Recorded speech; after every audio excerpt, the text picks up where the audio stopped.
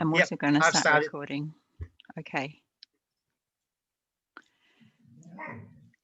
We'll just give it a little bit of a minute for the participants to come in.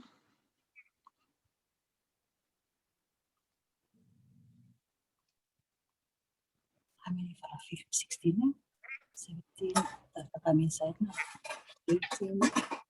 18. Nancy, would you mind just muting for now, please?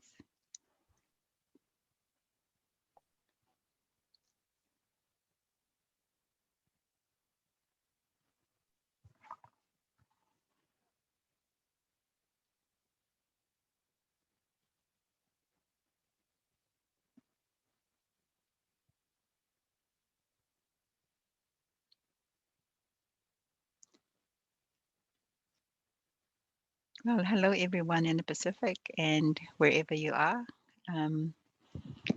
Thank you for joining us this evening, and I'm sure there are some more participants joining us. It's lovely to see you all this evening, and thank you for all everyone who is registered, including those who have registered in groups. Yeah, this is a great opportunity for us to be able to bring to you this webinar. And we're very grateful to Dr. Michael Burling from Australia, who is, Eileen is going to introduce her very soon. And also thank you for Dr. Eileen Tan. She's a gynaecologist in Auckland, here in New Zealand. Some of you may have met her already. Yeah, but I'm just going to show you the outline for this evening. So we're going to have a opening karakia or a prayer by Nancy Pego. And then we're going to do introductions. Dr. Eileen Tan will introduce Dr. Michael Burling. Myself, I am a facilitator, and I'm Kara Okseningafa, one of the ONG specialists here in Auckland, Dr. Eileen Tan. I have mentioned her earlier. And joining us also is Nancy Pego and her group of midwives from the Solomon Islands. And thank you very much, Dr. Liana Parnisi, for joining us as well. So thank you very much. Really appreciate it. And then we're going to hand over to Dr. Burling and then have some questions, and then we'll close with a karakia afterwards. So for now, I would like to hand over to Nancy Pego. If you would like to open us or our meeting, please, with a karakia. Thank you very much. You'd like to unmute Nancy. Okay, thank you, Dr. Kara and your team in New Zealand, and also welcome to all the participants. I think before we start, I've got my 4 midwives here who are with me, so I'll give a chance to one of the midwives. Her name is Hewlin, to say the words of prayer. Thank you, Hewlin. Let's pray. Thank you so much for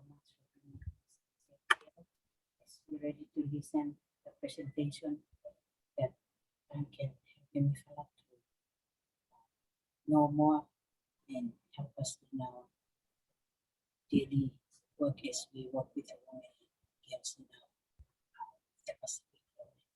This is facilitator and presenter so that we can get what the information, the knowledge that you have read us in our current knowledge and information that can help us in the current show. Thank you, Lord, for hearing the prayers. In Jesus' name I pray. Amen. Amen. Thank you, Hulin. I'll hand over to Kara. Thank you. Thank you, Nan. So if you'd like to mute again, that would be really great. Thank you. Now I'm going to hand over to Dr. Eileen Tan, who will be introducing Dr. Michael Burling. Thank you, everyone. It's my great honor and pleasure to introduce Dr. Michael Burling, who is a colleague and a friend, and who is the first Pacific Island Gynaecological oncologist. He is currently working at Liverpool Hospital, Westmead Private, Westmead Hospital, as well as having a research association with NHMRC at the University of Sydney. He's obviously, as a gynaecologist, his main interest is treating women with gynecological cancer, and also involved in the precancerous detection and screening of women. He's an excellent surgeon and an advanced laparoscopic surgeon. And he's, on top of all that, he's a lovely person, fluent in English and Tongan, and a great speaker. So thank you, Mike, for joining us and presenting this very important topic for the Pacific. I'll hand it over to you, Michael. Can you all hear me okay? Yes, I can see Kara is nodding. Well, malolele everybody, and warm Pacific greetings to all of you, and thank you for taking time out of your busy lives to come on to an evening like this to discuss an important topic like cervical cancer, which we, as a gynaecologist, I see a lot of, and more of it is I'm the person at the over the cliff when it's already happened, and we're trying to fix it when it's already occurred. But you know, I see that that the smart people, the public health physicians, and the ONG and general practitioners do an important part of trying to prevent this disease from getting to cancer. And this is a topic is very close to me, and will, as the talk goes through, this is more a conversation, and hopefully try and stimulate a little bit of excitement in all of you to see if we can all work together at maybe preventing this cancer from taking a lot of our wonderful women's lives so early in their lives away from us. Kara, can I get you to see if I can share my screen? I'll just see if I can. Sorry there, Kara. You should be able to screen share, Michael. Yeah. Okay. I'm just gonna see if I can just go to, if I go to this view, what can you guys see? Just my slide, or do you see the whole present? We can see the view. Yeah. Yep, that's better. I'll just start at the beginning.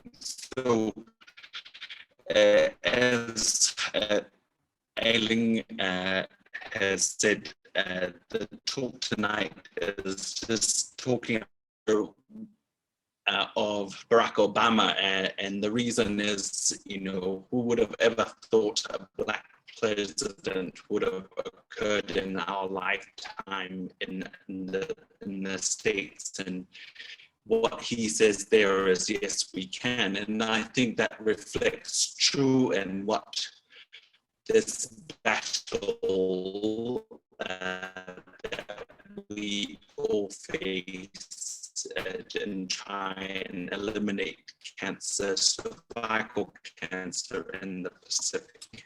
Sorry, Michael, you're breaking up a bit. I like to start talks usually with a quote and something to think of. Can you hear me okay, Kara? You were breaking up a bit just before. No. So your slides are as they. Yeah, I can hear you a little bit better now. Your slides, for some reason, is not on full screen. It's showing us your next slide as well as it is appear on there. But that's, are you happy with that? Just use the slideshow. Yeah, I'll just go to the actual.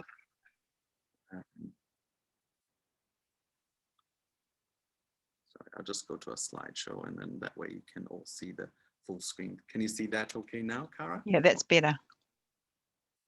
Thank you. And can you still hear me okay? Better now than before, because honestly couldn't hear you. You can hear me though now? Yeah.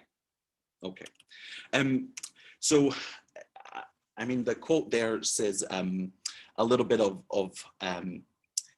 you know, that that it isn't impossible. And what I reflect on is looking in the child within you. And I'm one of 7, and I have 19 nieces and nephews who charges around the house yelling Bob the Builder, and says, you know, really reflects that, can we actually fix this? And the answer to this question is yes, we can.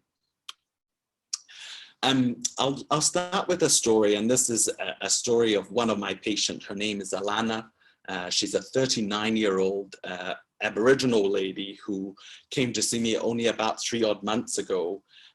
She's 39, she's had 4 babies, all of them between the ages of 18 or 10 to 18. So it means that she's been through the health system in Australia 4 times at least, had cesarean section for all her babies, and she turned up to see me with a stage 3 cervical cancer. And your heart sinks a little bit to think that this lady in a country like Australia continues to have you know, with all the screening and all the resources we have, we still see this disease occurring in our young Aboriginal and Indigenous women of Australia, which they are just like Maori and Pacific Island women in New Zealand disproportionately are affected by this disease.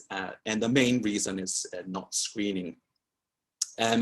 So, you know, we as a system reflect to see actually we had failed this lady, that she had presented 4 times in her lifetime to us, and she has now gotten a stage 3 cancer. Her likely survival in 5 years is less than 60%. So, you know, she's lucky she's in Australia. We can give her quite extensive treatment, but yes, even with that extensive treatment, her survival is still 60 odd %. So what is the burden of the disease? And one of the things we reflected is cervical cancer is the 4th most common cancer globally. It estimates back in the data, looking at the data in 2018, about just over 500,000 people, but disproportionately 90% of the deaths occurring from this cancer occurs actually in low and middle income countries. So, you know, this is quite starking to have a look at. When you look at the global burden, and as I said there, you can see that, I don't know if you can see the map, but unfortunately the Pacific Islands are so tiny we can barely see it on the map. But actually when you zoom in on it, we are probably reflecting some of close to the African numbers, where incidents are still quite high in terms of mortality. But, you know, looking at that map and reflecting on it, what you see is that it really disproportionately affects the 3rd world countries. And what you can also take from that is that it affects poor countries. So, you know, it really is quite a starking map to reflect on. But even take it a step further, it's a tragedy of this cancer. And as you can look, this is actually data from our unit in Westmead, but what you can see there is it affects young women. So the majority of the burden of the disease is in the 30s and 40s. And these women are hugely important in society at that time. They are working, they're looking after their families. So when we lose these women at this age, you know, a family, you know, multiple young children will end up losing their mother. They may be the breadwinner of the family. So it, you know, it has a huge social and economical impact on on the families of these women. So what is it like in the Pacific? So we'll take a dive in deeper into the Pacific. So this is the data here. And as you can see, Australia and New Zealand, there are very low incidence. So this is per 100,000 women. We're in Australia, it's about 6.9, New Zealand 7.7.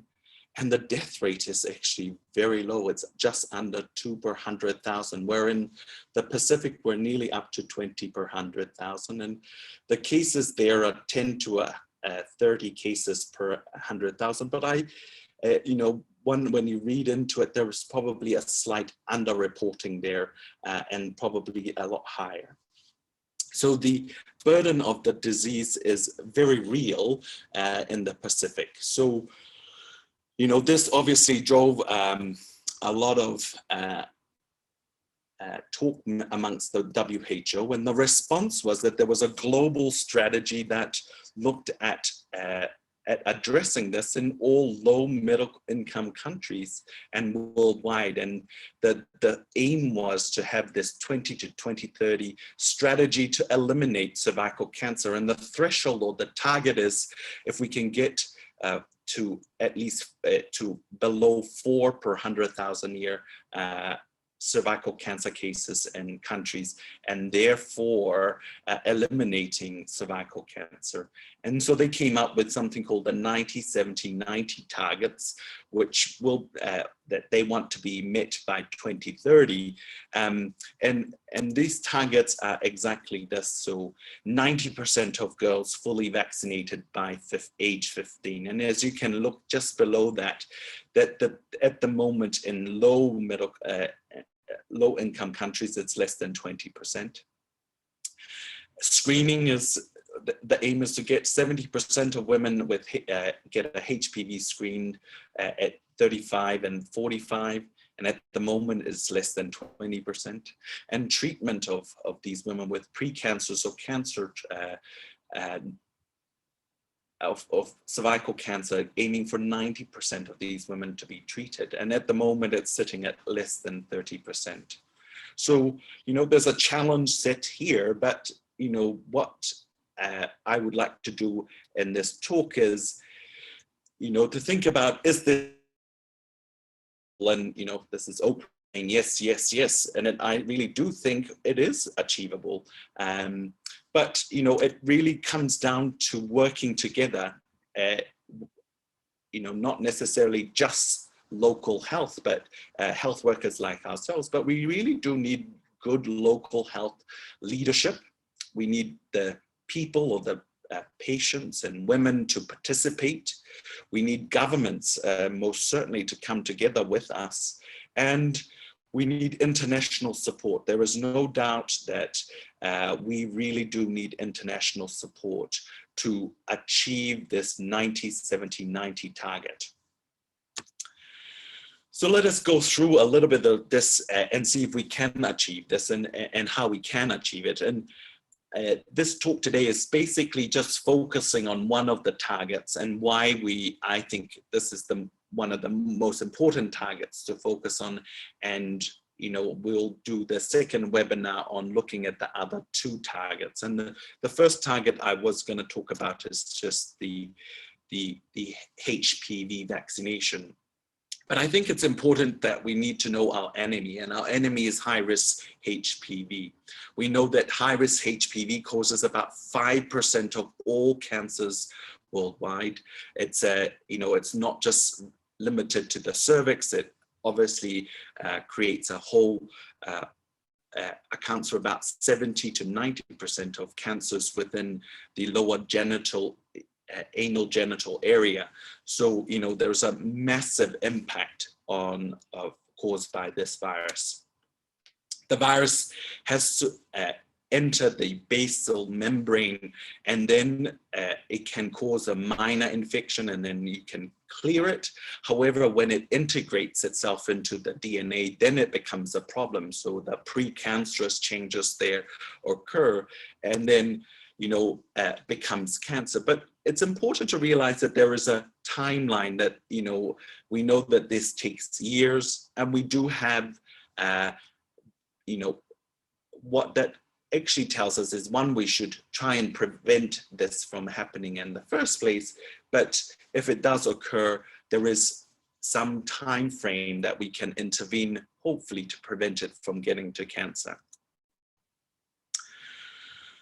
There is no treatment for HPV, and it's amazing the number of women that comes to see us in clinic that ask, can I take a tablet, or do you have a cream, doctor? You're hiding it from me.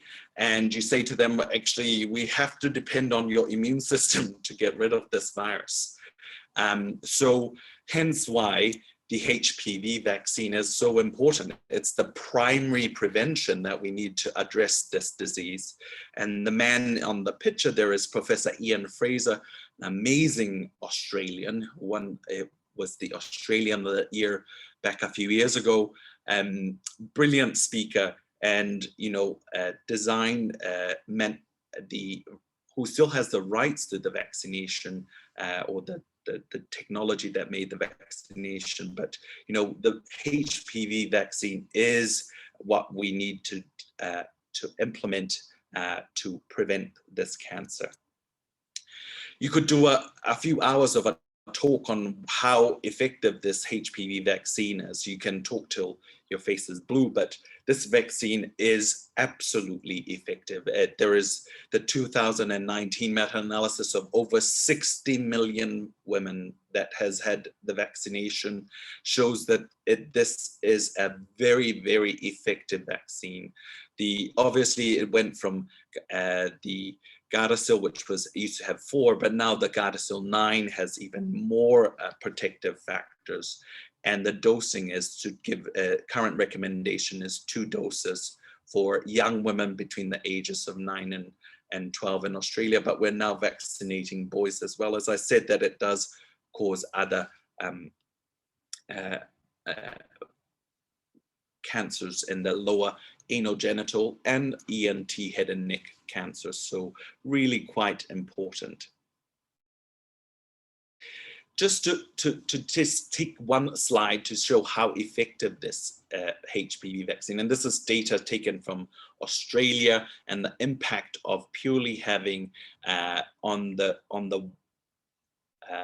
HPV 6 and 11, which causes genital warts. And what you see there is when you vaccinated, so when Australia introduced vaccination in 2007, you saw a significant drop in HPV related genital warts in girls.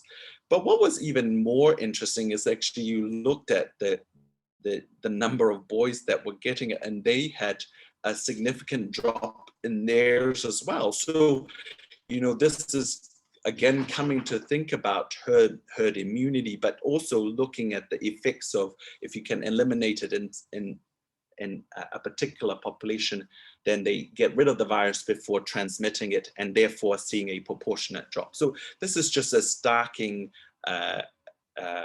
effectiveness of this vaccination. So you need to think about, what does the Pacific do? Well, are we opposed to vaccine? And actually, absolutely the opposite. What you can look at in terms of vaccination or immunization in the Pacific is that we are pretty much near the top of the litter in the world amongst childhood immunization. The World Health target is about 85%, and actually most islands sit well above that. We're the green line there, and you can see that we've been sitting well above 85% for a long time in the islands. So we're not opposed to vaccination, and actually the opposite. And what you find is actually in Australia and New Zealand, Pacific Island girls are of the highest vaccination rates compared to the general population. So, we are a population of people that accept vaccines. And this comes from, I remember as a child, so the picture at the bottom is my 2 sisters at the back, and that's me at the front. I remember growing up in Tonga, and I went to a Tongan little primary school, and I remember vividly at the age of 4, lining up in the schoolyard with the nurse with her white dress and her white hat on, telling us to all lift our skirts up as we walked past, and she jabbed us with our immunization. And I don't remember ever asking my parents to have any consent for me having my vaccine. She just walked. They just came to the school and vaccinated us. And that's just like, and I remember one time, I think it was when they came back when I was 10, I purposely tried to miss school, and they drove to my house because they knew that I missed school to give me my vaccination. And I hated my mum for calling me out to come out and get my vaccine. So, it is so typical of the islands that we do take up vaccinations, and I think we would take this up as a mandate.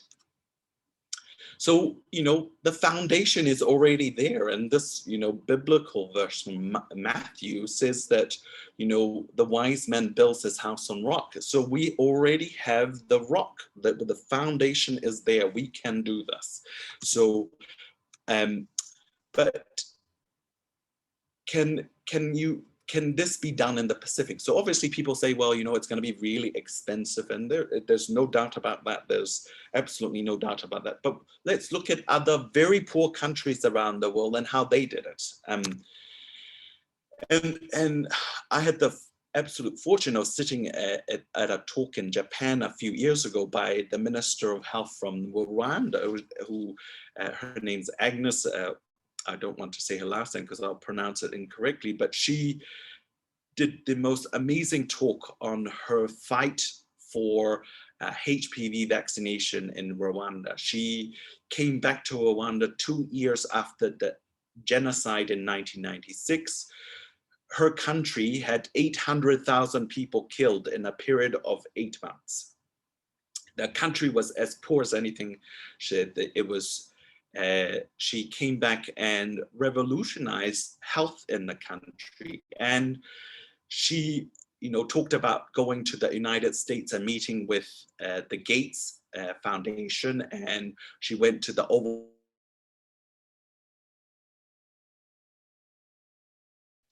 Sorry, Mike, you're breaking up again. Sorry. Can you hear me again? Yeah, we can hear you again. Yeah, it's my phone, sorry. So, she rallied a country and vaccinated 94,000 girls in 2 days. 94,000 girls in 2 days. She got Rwanda to 93% HPV vaccination rate. So, when people say, well, can we do it? Absolutely, you can. This woman proved it. You can absolutely vaccinate and introduce a vaccination program to a very poor country. And this was replicated through Africa. So Botswana, Zambia, Tanzania, areas of South Africa, and in some South American countries, this has been done. So this is very doable. Obviously, a lot of international help, but a lot of, again, I go back to what I said, women and the people taking part of it, the government getting involved, and international funding to have this work. So when you look at HPV vaccination in the Pacific, you can see there on this table. This was, I think, based out of data back in 2019. And there are a few countries that have introduced pilot HPV vaccination programs. So Fiji, Cook Islands, Palau, and Solomon Islands and Vanuatu have introduced sort of Gavi-funded initiatives. So there is some drive to this, but the current rates are still quite low, and a bit of that is due to resources and a whole host of things. As you can see there, when Fiji introduced it, so this was taken from a meeting that Dr. Eileen Tang was part of back in 2019, when a group of very talented people and from all around the Pacific came together to look at how we can address the or barriers that we can introduce the HPV vaccination and the 90-70-90 target to the Pacific. So what you can see there, the vaccination rates in Australia is about 83%, in New Zealand it's 54%, but you can see that the Aboriginals have quite a high uptake and probably can do better, but in the Pacific Island, and women and girls in New Zealand are sitting at about 70%.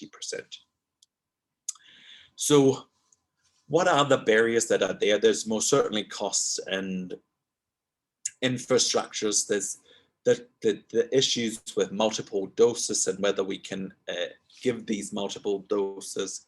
And I'll just address each of them as we go. So costs, Australia and New Zealand is funded to get the vaccine, but the cost if you're not eligible for it is about $150 per dose. The Gavi and WHO have looked at that's funding it at $4.50 per dose. That's US dollars, but that's just per dose. So that doesn't account for delivery, for storage, for people, manpower to deliver these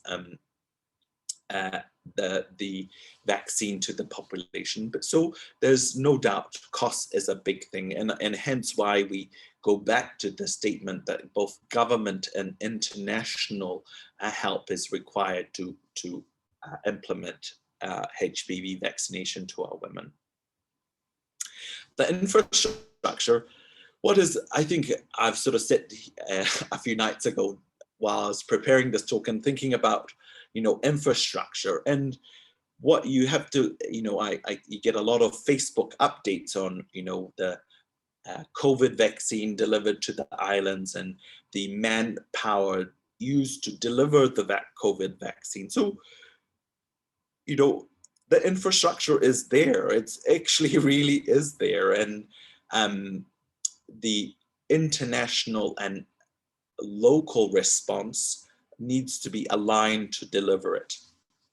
So I think there's a lot of lessons that we need to take from COVID-19 and the rollout of COVID-19 vaccinations, that we can, as islands, can do this.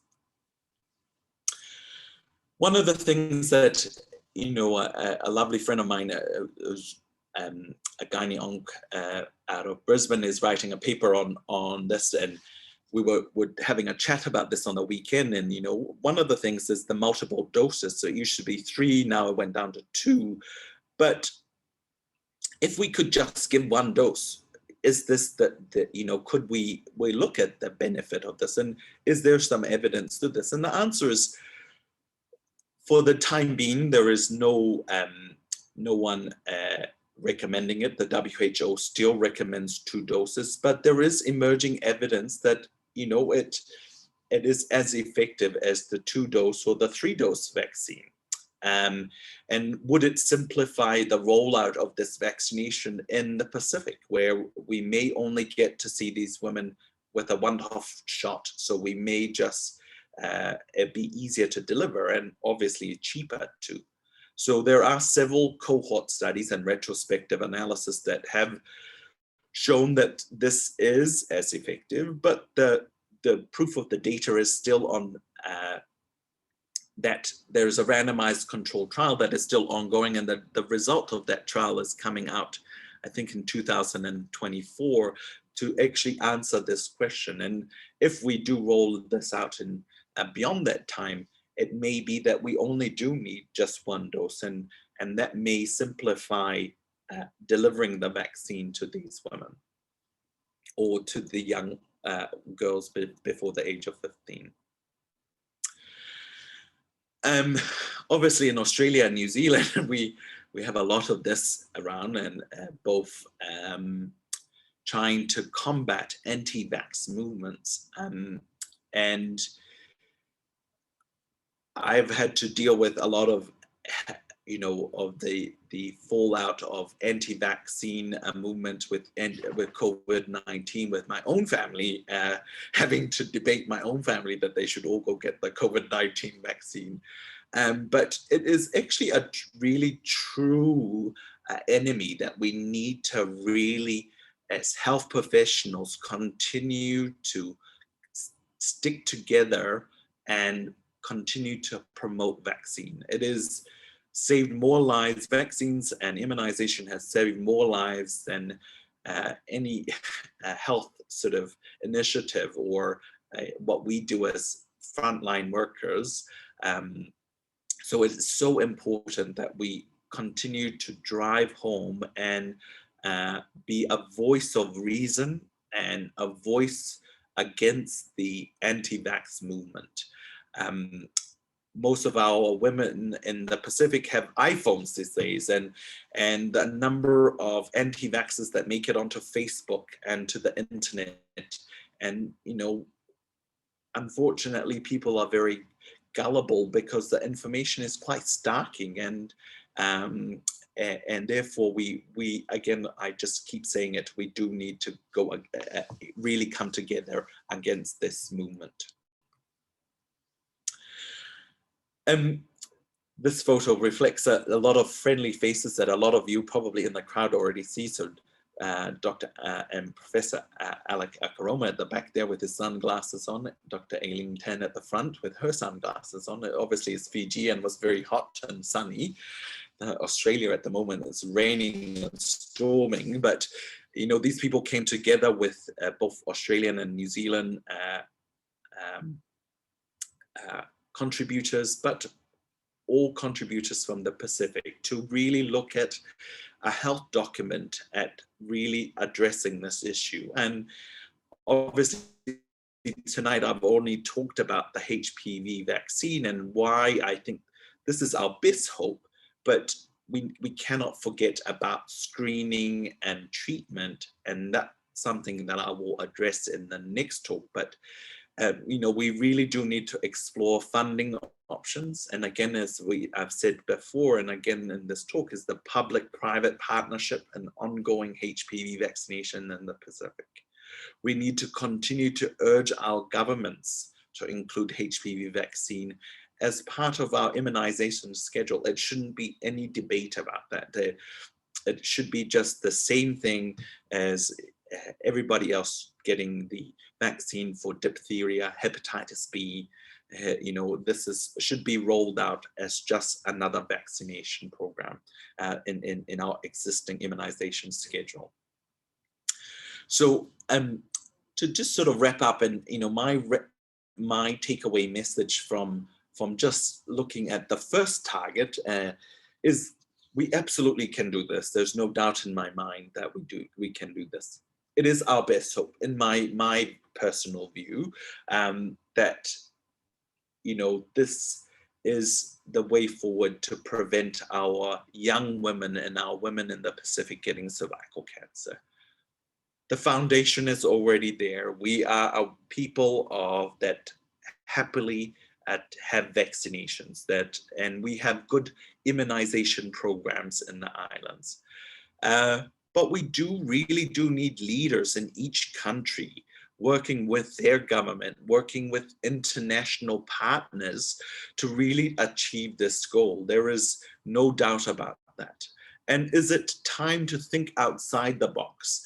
And should we offer single dose? Should we volunteer as part of the regions and to be part of a trial to see if this is the way of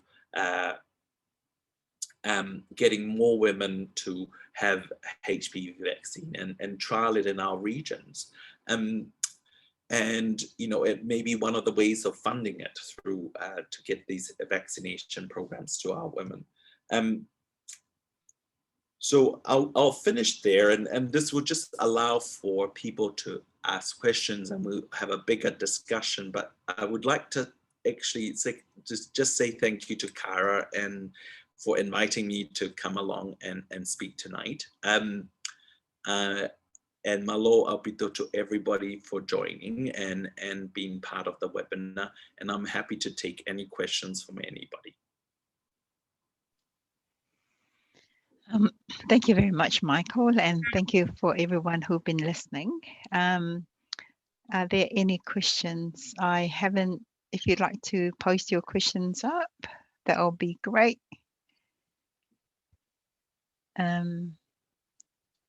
Or otherwise, if you like, you can put it on the chat.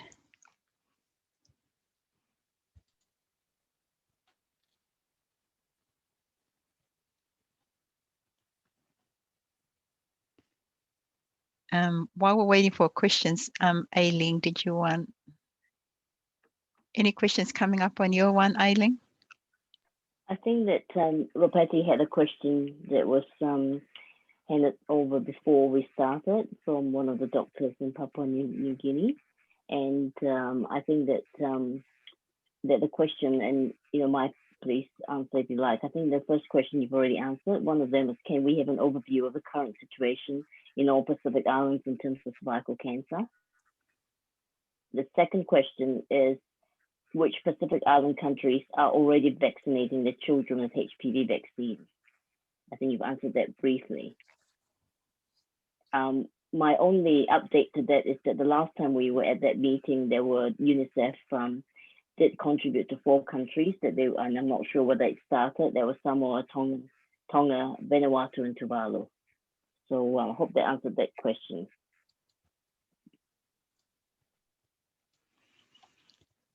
There's a question from Jackie Smaldridge. Do you think that there will be resistance on religious grounds, and how can you counter it? It's a very good question, Jackie. Yes, it's actually one of the issues that was raised in South America, was that there was a lot of fear that that the vaccine program for HPV was to control birth control. There was fears about that it would drive promiscuity. Probably is probably a bad word, but and the counter it is actually to be very clear. The disease does not, HPV does not discriminate against anybody. It is a disease. It is as common as a common cold. It's about, well, sorry, it's a good step back. So it's about educating the women, and that was actually shown in the Fijian data. I think that they had significant uptake of it after a big educational drive from the Fijian group and educating the locals about HPV and vaccination and the HPV vaccine. I think it went up by nearly 50%, and that again is important because we do need to educate. Obviously, Australia had a very good campaign, and when they rolled out vaccination in Australia, and had a significant uptake compared to New Zealand, and New Zealand is woefully low, and one of the things that people talked about when why it was so low is because the rollout and the promotion of the vaccine was very poorly done. And therefore, there's a lot of fears about that the HPV vaccine has got a lot of impact. And again, one of the saddest countries to think about is Japan. So Japan had a rollout of the HPV vaccine, and they had outbreaks of 2 or 3 significant hysteria around it, which unfortunately got grips with a social media campaign, and the president of Japan basically stopped all HPV vaccination in Japan because of this huge social media uptake of a drive against HPV vaccine. So Japan is sitting at about 20% vaccination rate, which is very sad. And you can only just look at their cervical cancer data just to realize that it's still quite sky high there. But yeah, I think it comes back to really educating our people. I think people will to explain that it is just as HPV is a common cold. Basically, everyone will get infected through their lifetime, and which strain of the virus you get exposed to is no one knows. So hence why we need to vaccinate against the high risk HPV to reduce the risk of our women getting precancerous and cancerous changes. Can I just add a comment to Mike's response? Because the Fijian success story is because they actually educated people, but also it was sold as a cancer prevention vaccine. In some of the other countries, the sexual reproduction and religious things got into play, whereas the Fiji, they actually did a really good job in doing that. And I don't know whether our Fijian colleagues are here And secondly, is that just because you're doing well doesn't mean you always do well, as we've shown in Denmark, where they really had a problem with anti-vaxxers. It went down quite a lot, and it took a few years to get back again. Thank you. There was one other question. This was from Lynn Sadler. You comment that Pacific people are in general happy to have vaccinations, but are there big differences by country?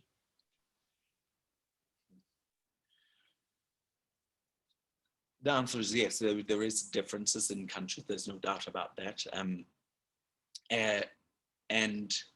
I'm sorry, I'm not quite, I had to go back on the childhood vaccination stuff. There's, I know that the reports on most Pacific islands vary. When you look at childhood immunization, it ranges between 60 to 90%, depending on which country you're from. A little bit of that is to do with resources and you know, the distance of people to healthcare. So one of the countries that probably struggle a lot with this would be PNG, where it's a big country and healthcare is sort of centralized into, so the outreach of that vaccine program or immunization program is a little bit lower. But some of the places like Vanuatu and so on, where, or I mean, most of the islands, the people that centralize near a health system that can access the vaccine or immunization, it's the ones that miss out the most are the people that are in the remote islands. And I think that was shown in the recent, I think there was actually a paper just written about 3 months ago about the program introduced in Vanuatu, where, you know, the Ian Fraser's Foundation has help fund that, but they were screening and treating women with cervical cancer. And what they noticed was, you know, the women that they would screen at one of their visits, but you know, would go away and couldn't have the money to come back for their treatment because they lived so far away. And what they were trying to introduce, I think in Vanuatu as well, was a family orientated deal where they screen and treated the mums and try to vaccinate the children at the same time. So there was like a family thing to come to the hospital for your screening and we'll vaccinate your children at the same time. But again, was that the other problem was that they would have to come back for a second dose. So, you know, you got a loss of some of the women's couldn't afford coming back to the treatment center. So yeah, from absolutely, Len, there's no doubt that there's a difference. I would say that probably the majority of it is to do with the countries having you know, the spread of the people. But yeah, there's probably a difference in beliefs as well. And you can look back at the measles outbreak recently in Samoa, and that, you know, drove a lot of trying to get public health drive to get more people vaccinated in Samoa, because they were dropping in their vaccination rate for measles. And again, there was a lot of articles written about the people's beliefs on vaccines. So I think as more technology comes along, I think there's a lot of opinions and people are about vaccines, but I think we need to, again, stamp out the anti-vax movements, because it's my pet peeve at the moment. I can't stand them. But I think we need, you know, people to continue to debate openly in public, to be openly promoting it. There was a lovely picture of a pediatrician in Tonga, Toa, who I went and did my elective with about, she's now become one of the public health physicians in Tonga, about the COVID-19 vaccination program in Tonga, and trying to really promote in the communities people coming in for their vaccine. It was such a lovely article to see. And I think we need to continue doing that in the Pacific to drive the message home that it is safe and effective. Thank you, Michael. There's there's some more questions coming through. One is from Isana Sutu, and he's actually an American Samoa. His question, but I think he's from the Solomons. Sorry, Isana, if I didn't have that correctly. But looking at the graph you have shown, it is the Melanesian race in the Pacific ranked the highest, and not so much our Polynesian and Micronesian race. Do you have any idea why this is so?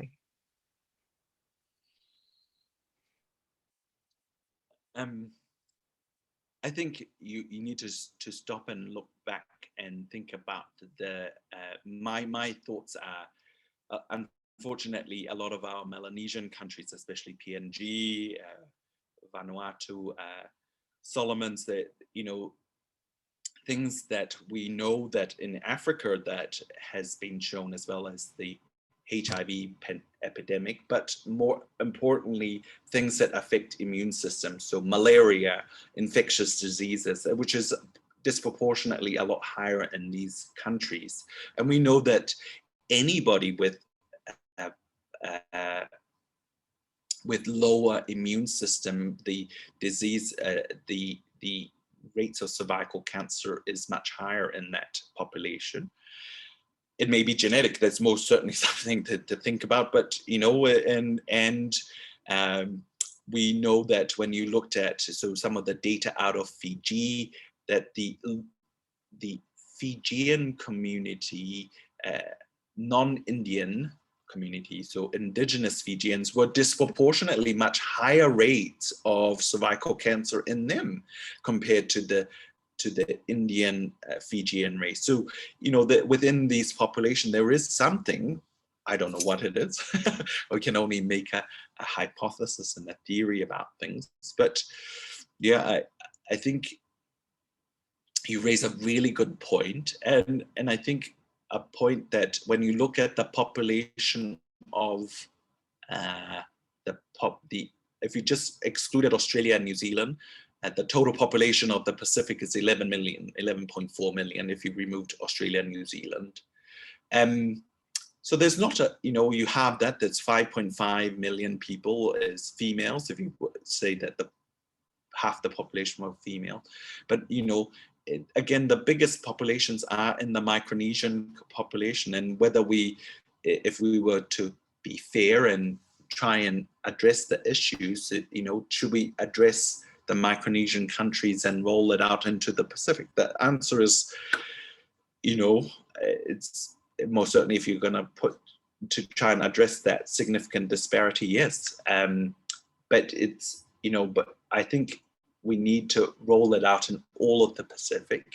Obviously, there's the uptake of HPV vaccines have been a bit slower, but yeah, I think there is something there, and I'm just making an assumption about those sort of things. But yeah, we really do need to address that.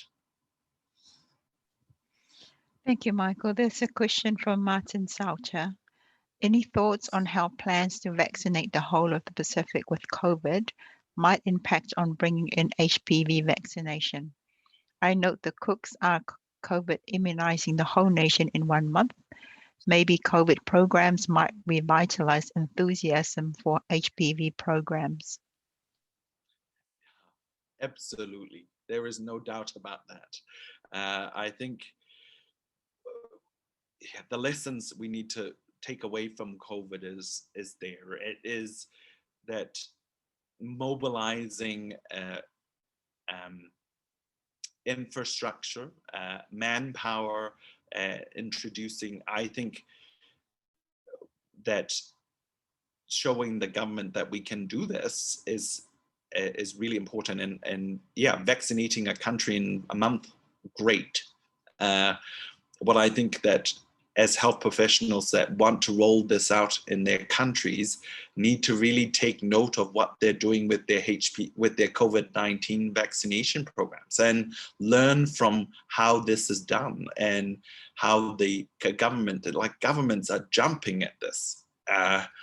And we should really actually jump on the back of this very big horse, I think, in some ways. So people say Tongans eat horses, so probably not the same thing to make a joke about that. But like, you know, like we really do need to take it on board and really go and use the COVID-19 vaccination program as again a foundation, a driving force to get more people enthusiastic and get HPV vaccination to as I think it's as an important of a health issue.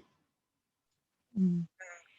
Thank you, Michael. I noticed that Dr. Leanne Panisi is with us. I was just wondering, we're just wondering whether you've got any comments, Dr. Leanne, with what is happening in your region. And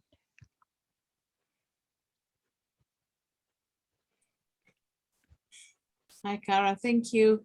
Yes, I think I'd just like to comment on the question that Isana Zutu has posed about Melanesian being the largest race, I would say, in the Pacific, with the largest number of people with women with cervical cancer.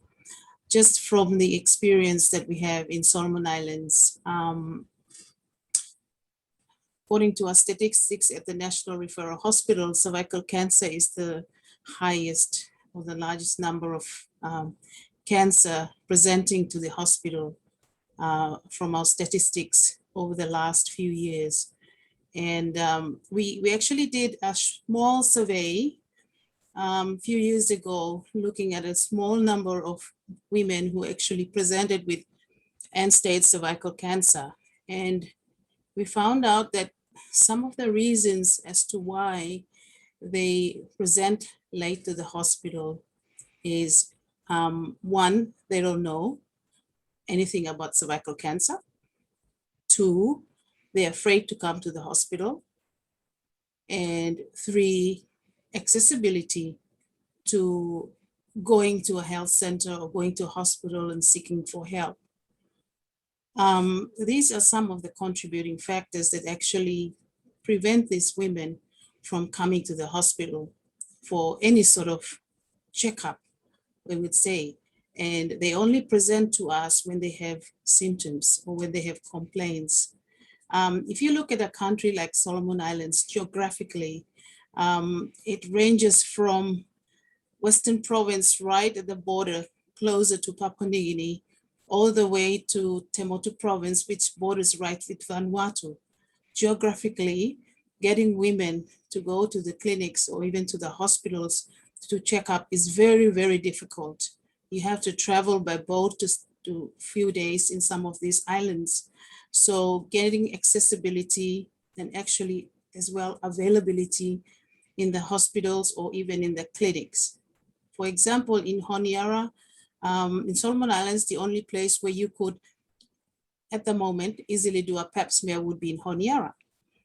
If you're in one of the provinces, most often you probably wouldn't have any access to doing a pap smear. So this is just an example of what is happening and the difficulties that are faced in Melanesian countries, especially I'm speaking from Solomon Islands perspective. Yeah, thank you. thank you, Leanne. Yeah, did you have any comments, panel, or Nancy, did you want to say anything from your group, from the Solomon Islands, your cervical screening nurses?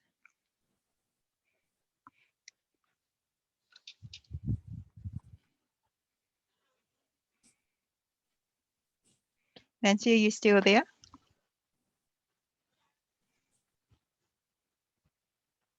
Oh, probably not.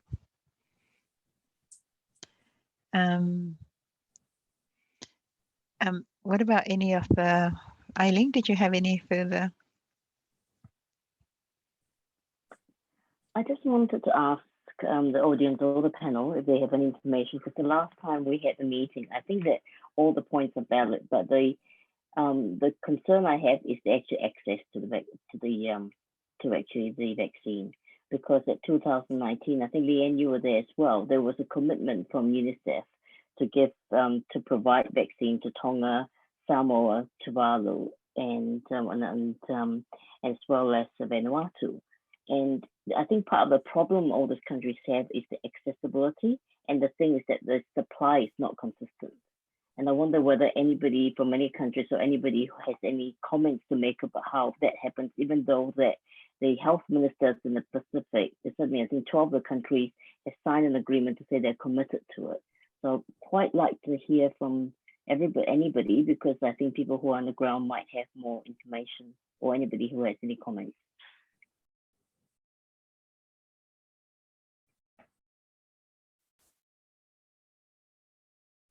Unfortunately, because it's not a Zoom, the audience will have to put their comments on the chat.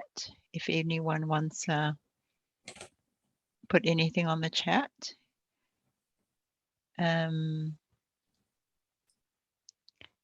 So unless Leanna will be able to answer that, you know,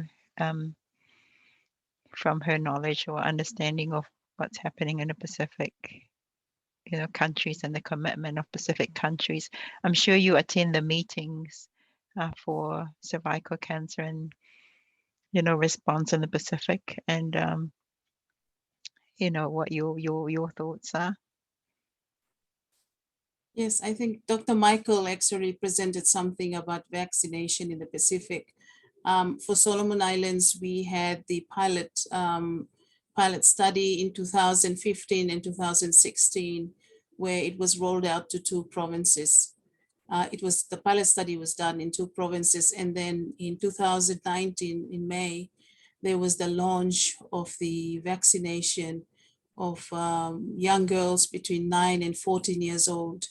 I think by the time that I went and presented in 2019 in SUA, it was about 50% coverage of the first dosage. Unfortunately, I did not follow up on what happened after that. But I'm sure they actually rolled it out and continued after that with the vaccination on HPV for young girls. According to our statistics, we would roughly need about 50,000 doses for that. Thank you. Thank you. Does that answer your question, Aileen? Yeah, I mean, to some degree. I mean, the question is how we help and how a group can actually make sure that there's access to the vaccine, because that's usually the major problem.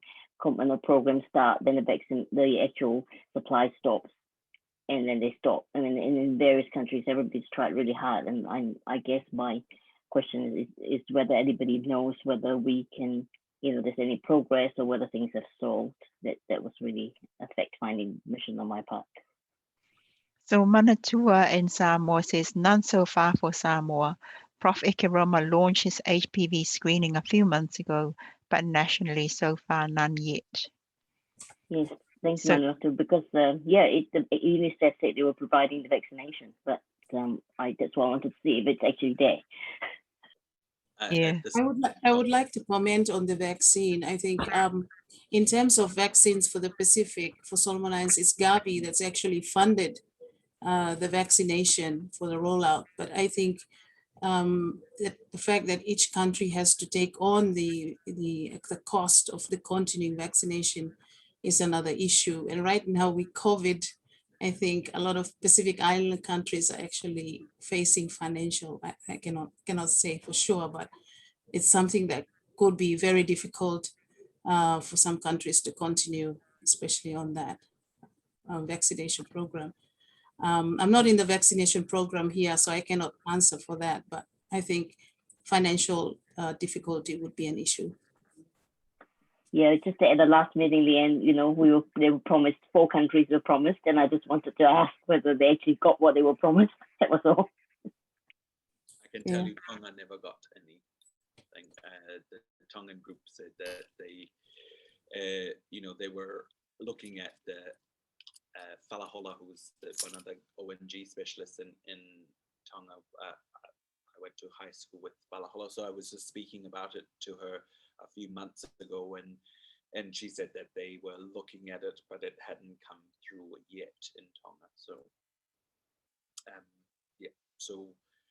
there's no doubt about that. The Gavi Foundation has provided a lot of help around the world for reducing the costs, and that's a huge thing that you look at the multiple papers that's been written about low middle income countries and the ongoing costs. But I sat down on the weekend and I did sort of some simple maths on just if you vaccinated the next generation. So if you vaccinated from the age of 1 to 25, at the moment you would need 2.25 million doses. This is the whole Pacific. And if you put that dollar sign to it, it is about, it came down, if you put both the delivery of the cost, the movement, storage, and said each dose costs about $100, would cost just over $550 million. I would like to say that, Peter, that the Gates wouldn't even miss a beat if that was to slip out of his bank account. Obviously, he's going through his divorce at the moment, and I'll see how much money he will lose from this. But the money that is to vaccinate a generation of people that will make an enormous difference. So that's vaccinating everyone to the age of 25, just girls only, not boys. You would make a monumental difference in cervical cancer for the next 2 to 3 generations. So yeah, the cost is there, and there's no doubt about that. But we still need to push on our governments. We need to work with international people, foundations to look at how we can implement this in our own countries. Thank you, Michael. There's been some on the chat. There's from Jason Tautasi from Niue. Niue have the vaccine, need to do more awareness programs. Before Mosau Howard, American Samoa includes HPV vaccines with their immunization program. There's just one more question before I think we're going to wrap up. This is a question from Jameson Tamti Boas. The data from Rwanda regarding vaccination uptakes encouraging. What do you think was the main reason for this?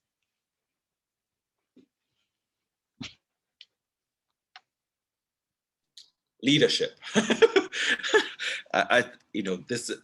was a woman that never took no for an answer. Now I will refer back to a woman because she was the one that didn't say no to anybody. She went out of her way and raised the money. She basically never took no. Like when you listen to her talk about her mission to implement Rwanda's immunization program, this woman did not take no for an answer from anybody. She she had an enormous rollout of education for 2 months leading to the 2 days that she rolled out that vaccination program. She went out of her way went to the States to raise the money to implement it. And she had the manpower. She just basically nearly got most hospitals. She had student nurses and nurses out of the way to go out and vaccinate. And that's how they got 94,000 people vaccinated in 2 days. And I mean, her story was just phenomenal to sit there and listen. And again, I think to myself, this is amazing leadership. A woman that had a vision, a woman that did not take no for an answer and believed in her cause. And yeah, we really, we need each of the countries to have that drive to do this. And there's no doubt in my mind that there's people in each of these countries that have that drive. We just need to believe that we can do this. And the data about immunization is there. We've got the absolute foundation for this. We do need to raise the money, there's no doubt about that. But we really do need good leaders, good education programs, and the manpower and getting everybody riled up and to follow you and see that this is an important health issue that we need to address. There's no doubt about it. Thank you, Michael. This is a comment from Isana Sutu again in American Samoa. The experience we had full-time HPV vaccine for both young women and boys. In terms of gynecological cancers, endometrial cancer ranked number 1, breast cancer 2, 3rd is colonic cancer, and 4th ovarian cancer, and 5th is cervical cancer. So I suppose it's something that maybe in the future that we could also, especially this is area that Eileen is very passionate about as well. And I'm sure there's an increase of endometrial cancer in the Pacific. We can probably, work through a lot of these together. Thank you very much, everyone, for your time. Unless there's any other further last comments, but I thank you very much, Michael. Really appreciate your time. I was hoping that there was going to be some Tongans there to support you and join in as well. I hope there were. Thank you very much for all our participants who joined in tonight. And this is going to be recorded, and I hope you don't mind. It's going to be socialized as well, so that more people can, more audience can be reached for this. And while we, Leanne, would you like to say our last karakia, please? Our last prayer, and then we'll close up. Thank you very much. Thank you, everyone. Close your eyes. Mm. Our Heavenly Father in heaven, we thank you for this lovely afternoon where we can come together and discuss issues on cervical cancer. May you be with each and every one of us in our various countries, in our work that we are doing. Continue to help us and give us the strength as we go on. Thank you for the panelists and the speaker, Dr. Michael. Thank you for all the other members who are listening. This prayer we ask in your holy name. Amen. Amen. Well, thank you. Thank you, everybody. Thank you, everyone.